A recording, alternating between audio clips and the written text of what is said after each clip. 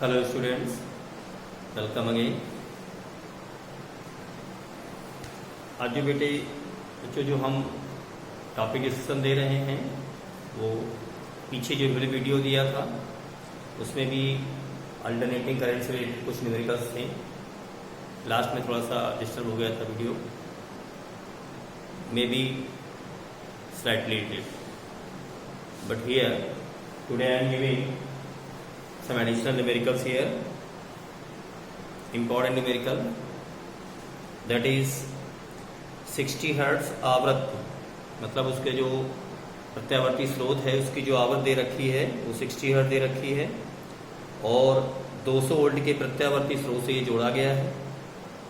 ठीक है ना, ये इसको जोड़ा गया है, एक प्रेरकत्व है और एक प्रतिरोध है। एक प्रेरकत्व और एक प्रतिरोध को प्रत्यावर्ती स्रोत जिसका वोल्टेज 200 वोल्ट है और उसकी फ्रिक्वेंसी जो है वो 60 हर्ट्ज है। तो इसमें इन्होंने लगभग हर चीज़ मांगी है, मतलब इस तरह का जो क्वेश्चन है वो 5 मार्क्स में भी आ सकता है, 3 मार्क्स में भी आ सकता है। तो जो क्वेश्चन है उसके अकॉर्डिंगली आपका जो क्वेश्चन है उसके हिसाब से रजिस्टेंस ये है और ये आपका इंडक्टेंस कनेक्ट है। ये एसी सोर्स हो गया आपका।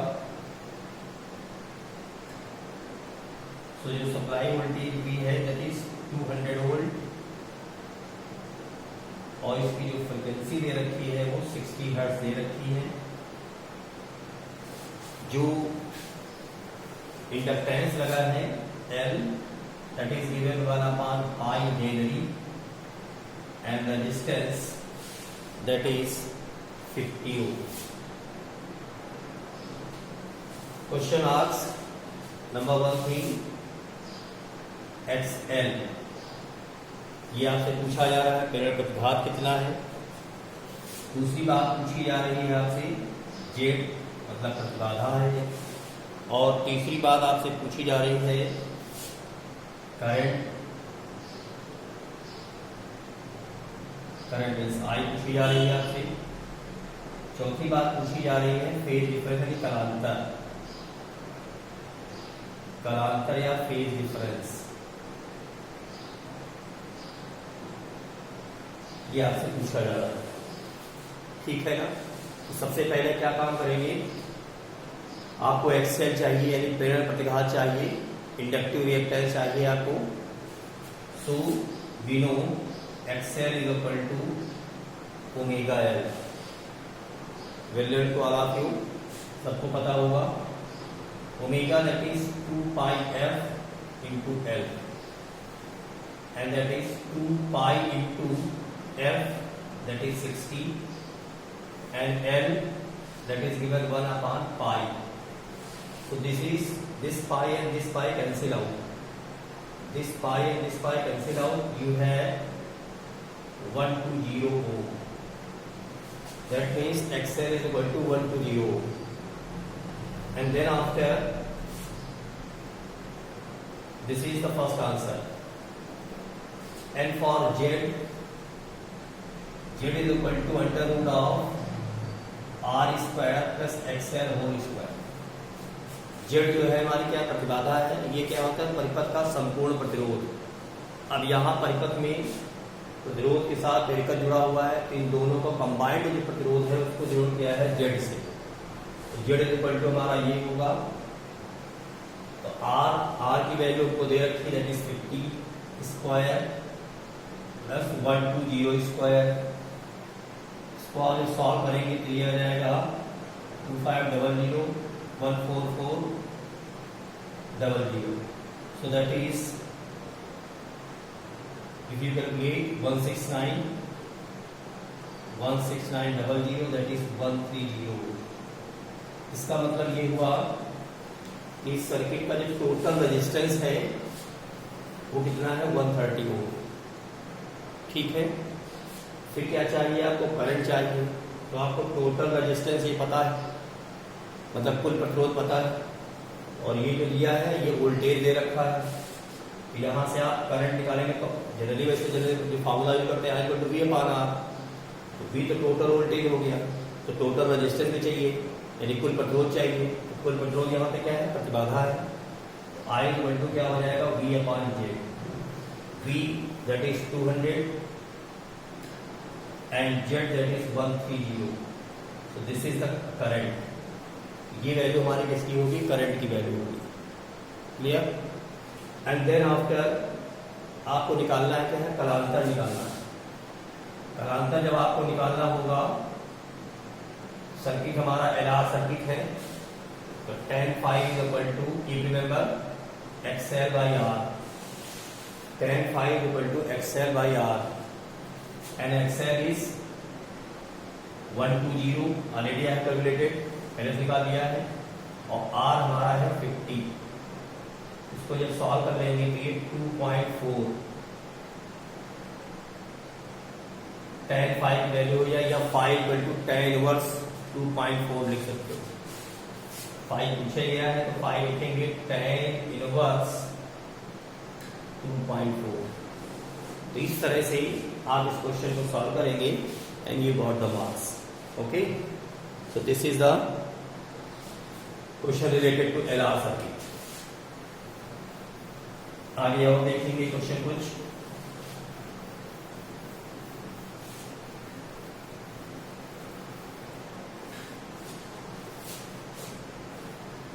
क्वेश्चन दिया हुआ है, नेक्स्ट क्वेश्चन है, LR सर्किट ही है, मतलब थोड़ा सा चेंज किया है इन्होंने। LR सर्किट ये इस तरह से रखा है, और इस सर्किट में जो सप्लाई वोल्टेज है V that is 100 volt and इस frequency is 50 hertz, that is 50 hertz. और क्वेश्चन में कह रहे हैं कि जो रेजिस्टेंस L है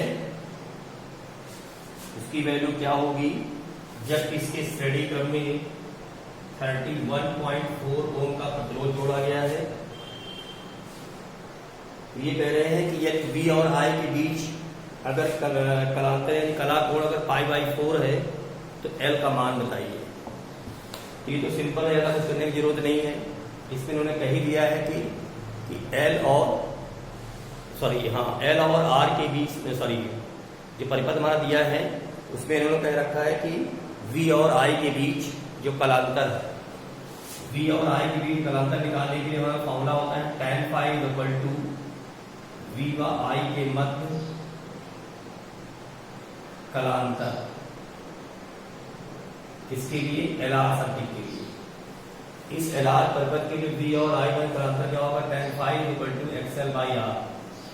और ये इन्होंने दे रखा है कि जो phi है वो π/4 है, जो कलांतर है वो इन्होंने दे रखा है कि π/4 है। तो जब यहाँ पे इसकी वैल्यू हम प्लेस करेंगे tan π/4 is equal to XL by R, तो tan π/4 की वैल्यू हमारी क्या होगी, 1 होगी। 1 इज इक्वल टू हो जाएगा XL बटे R, यानी कि XL is equal to R हो गया। अब आपको तो L चाहिए, तो XL क्या होता है, that is omega L is equal to R। Omega कैसा का रखिएगा, 2πfL is equal to R। अब जो वैल्यूज आपके पास हैं उनको प्लेस करिए। 2 इंटू पाई की वैल्यू हो जाएगी 3.14, F की वैल्यू है 50, L आपको कैलकुलेट करना है, और R की वैल्यू 31.4 दे रखी है। यहां से L जो है आप इजीली फाइंड आउट कर सकते हो। क्लियर। तो जैसा क्वेश्चन में है अकॉर्डिंग टू विच अगर आप प्रोसीड करेंगे उसी तरह से ही, तो आप इजीली आंसर फाइंड आउट कर सकते हो। ठीक है ना। और देखिए क्वेश्चन इसी से ही रिलेटेड,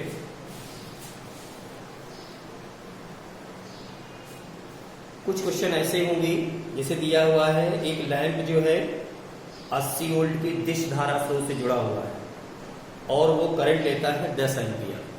यानी कि जो लैंप है जब उसको जो है डीसी सोर्स से कनेक्ट करते हैं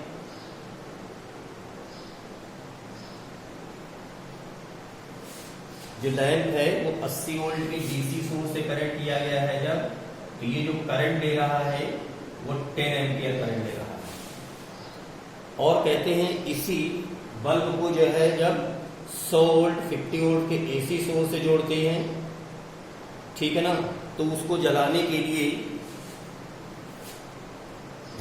लिए इसके श्रेणी के में कितना प्रेरकत्व हमें लगाना होगा, ठीक है ना। तो सबसे पहले आप ये देखिएगा कि ये जो बल्ब है जब डीसी सोर्स से जुड़ा हुआ है तो इसमें इसका रेजिस्टेंस कितना है, इसका रेजिस्टेंस करना है, और ये 80 वोल्ट पे काम कर रहा है, और जलाना इसको कितने पे है, 100 वोल्ट पे है। तो अगर डायरेक्टली लगा देंगे तो क्या होगा, ये फ्यूज हो जाएगा, क्योंकि इसकी जो मैक्सिमम वोल्टेज सहन करने की क्षमता है वो कितनी 80 वोल्ट है। तो यहाँ से पहले इसका रेजिस्टेंस फाइंड आउट करेंगे, प्रतिरोध निकालेंगे पहले इसका।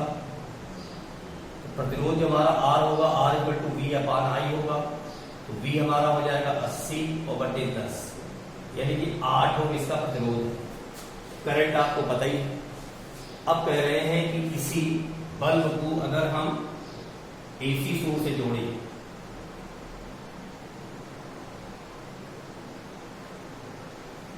इसी को जोड़ना है, इससे एसी सोर्स से जोड़ना है, और उसमें जो वोल्टेज है वो 100 वोल्ट है, और उसकी जो फ्रीक्वेंसी दे रखी है वो दे रखी है इन्होंने 50 हर्ट्ज। तो ये जो बल्ब लगा है 10 ओम प्रतिरोध का, तो ये कह रहे हैं कि इसको जलाने के लिए हमें कितना प्रेरकत्व इसमें ऐड करना पड़ेगा, यानी कि ये इस L की वैल्यू निकालनी है। क्योंकि जब हम प्रतिरोध बढ़ाएंगे कॉम्बिनेशन का, तभी क्या होगा, करंट की वैल्यू रिड्यूस होगी, और ये क्या होगा, इसका फिलामेंट बचा रहेगा, यानी फ्यूज होने से ये बच जाएगा। तो उस L की वैल्यू आपको फाइंड आउट करनी है। इसका मतलब ये वोल्टेज जो लगेगा 100 वोल्ट वो इस कॉम्बिनेशन में लगेगा, मतलब L और R पे। इसका मतलब क्या करना होगा, सबसे पहले हमें क्या निकालना होगा, कुल प्रतिरोध निकालना होगा, ठीक है ना। अब कुल प्रतिरोध कैसे निकलेगा, यानी प्रतिबाधा। हमको जितने वोल्टेज पे चलाना है वो कितना है, 100 वोल्ट, और धारा कितनी बहनी चाहिए, 10 एम्पियर। तो उससे ज्यादा अगर करंट हो जाएगी तो क्या हो जाएगा, फ्यूज हो जाएगा। तो आप निकालेंगे पहले आवश्यक प्रतिरोध, आवश्यक कुल प्रतिरोध I/V/Z से। I हमारा कितनी है, 10 है, और V हमारा कितना है, 10 है, और ये Z, तो Z कितना हो जाएगा, 10। तो इसका मतलब ये हो गया कि जो कुल प्रतिरोध हमारा है वो हाँ ठीक है, 10 ओम से ज्यादा नहीं होना चाहिए, मतलब 10 ओम तक होना चाहिए। तो 10 ओम के लिए प्रतिरोध हमारा होना चाहिए। उसके लिए क्या करेंगे, Z √√R² और XL का होल स्क्वायर। तो यहां पर आप देखेंगे कि जो Z की वैल्यू तो आपको 10 दे रखी है इन्होंने, यहां पे प्रतिरोध 8 ओम है, ठीक है। तो यहां पे देखिए ये 10 हो जाएगा, और ये R की वैल्यू हमारी 8 दे रखी है, इसका स्क्वायर हो जाएगा, और ये हो जाएगा XL का होल स्क्वायर। स्क्वायर जब हटाएंगे तो यहाँ पे ये हो जाएगा 100, और इधर से आ जाएगा 64 = हो जाएगा XL स्क्वायर।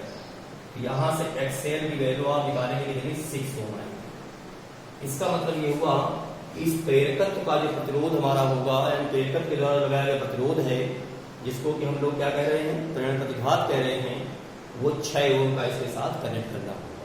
मगर क्वेश्चन में आपसे कहा गया कि L की वैल्यू फाइंड आउट करो। L निकालने के लिए क्या करेंगे, वही काम, XL = ω/L सिंपली यूज करेंगे। XL that is 6 and that is 2 pi f into L। 6 is equal to 2 into pi की वैल्यू 3.14 प्लेस कर दीजिएगा, और f की जो वैल्यू हमारी है वो 50 है, y into L। तो जब L निकालेंगे तो ये 6/314 आ जाएगा, ठीक है। आप ऐसे भी आंसर लिख सकते हो एग्जाम में, कोई जरूरी नहीं हो डिवाइड करिएगा आप। लास्ट आंसर है, अल्टीमेट आंसर है, लास्ट में आप ऐसे लिखा सकते हो आप, ठीक है ना। तो इस तरह से ये क्वेश्चन आपने देखा। ये जो भी क्वेश्चन थे वो LR सर्किट से ही बेस्ड क्वेश्चन है। एक क्वेश्चन और देखेंगे LR से ही बेस्ड क्वेश्चन है आपका, वो भी देख लेंगे। क्वेश्चन ये इंपॉर्टेंट हैं जो इसमें बच्चे बोर्ड के लिए तैयारी कर रहे हैं, तो उनके लिए बहुत ही आवश्यक है क्वेश्चन ये। एक क्वेश्चन और दिया है इसी तरह से, ये रेजिस्टेंस दे रखा है और ये इंडक्टर लगा हुआ है, परिपथ लगा हुआ है, ये इसी सोर्स है, इसमें जो वोल्टेज दे रखा है वो 10 sin 1000 t ये दे रखा है। जो L की वैल्यू है वो 0.1 ले रही है और जो R की वैल्यू दे रखी है वो 100 ओम दे रखी है। अब इसमें इन्होंने कहा है, पहले तो पूछ रहे हैं इसके मध्य कितनी प्रतिबाधा है, पहले नंबर ही प्रतिबाधा यानी कि XL पूछ रहे हैं। कभी कभी केवल प्रतिबाधा कह देते हैं तो आप समझ जाइएगा प्रतिबाधा दो होंगी, या तो प्रेरण प्रतिघात होगा, प्रेरण प्रतिघात होगा या धारती प्रतिघात होगा। यानी अगर प्रतिघात पूछते हैं तो दो ही प्रकार का होगा प्रतिघात, या तो प्रेरण प्रतिघात होगा यानी इंडक्टिव रिएक्टेंस, या क्या होगा कैपेसिटिव रिएक्टेंस होगा। तो यहाँ XL पूछ रहे हैं, XL क्या होगा ओमेगा L होगा। ओमेगा की वैल्यू कितनी दे रखी है 1000 है, इसे कंपेयर कर लेंगे V = V0 sin omega t से। तो आप देखेंगे कि ओमेगा की जो वैल्यू है वो कितनी है आपकी यहाँ पे 1000 है और इंटू 0.1, तो very easily you can calculate XL। तो XL हमारा यहाँ पे क्या होगा प्रेरण प्रतिघात हो गया। फिर ये पूछ रहे हैं कि इस परिपथ का कुल प्रतिरोध क्या होगा। कुल प्रतिरोध मतलब प्रतिबाधा, प्रतिबाधा मतलब इम्पीडेंस, इसको इम्पीडेंस बोलते हैं, यानी कि Z है ये। Z = क्या हो जाएगा आपका R² + XL का होल स्क्वायर। तो यहाँ पे R आपका 100 स्क्वायर हो गया और ये भी 100 का स्क्वायर हो जाएगा, तो ये वैल्यू आ जाएगी 100√2। तो ये यहाँ से Z की वैल्यू निकल आती है। फिर ये क्वेश्चन में कहा गया है कि धारा का शिखर मान भी बताना है, धारा का शिखर मान बताना है। तो शिखर मान निकल आएगा क्योंकि आपको शिखर वोल्टेज पता है। I0 = क्या हो जाएगा V0/Z। ये शिखर वोल्टेज है यानी उच्च वोल्टेज है, यानी अधिकतम मान है, वास्तविक मान है, ठीक है ना। और ये वास्तविक धारा तुमको चाहिए, तो ये वैल्यू तुम्हारी कितनी हो जाएगी, V0 की वैल्यू कितनी है 10 है और Z की वैल्यू कितनी है 100√2, यानी हो जाएगी 1/10√2। और अगर इसी में वो कह देते हैं कि धारा का आभासी मान ज्ञात करिए, तो आभासी मान में IRMS क्या होता है I0/√2 होता है। तो जब इसका मान रखेंगे तो ये हो जाएगा 10√2 और ×√2, तो ये वैल्यू हो जाएगी 1/20 एम्पीयर। तो ये धारा का शिखर मान है और ये धारा का आभासी मान है। तो इस तरह से ये LR से बेस मतलब जो LR परिपथ था उससे बेस क्वेश्चन आपने देखे। इससे आगे के क्वेश्चन जो है हम आपको नेक्स्ट वीडियो में देंगे। Thank you.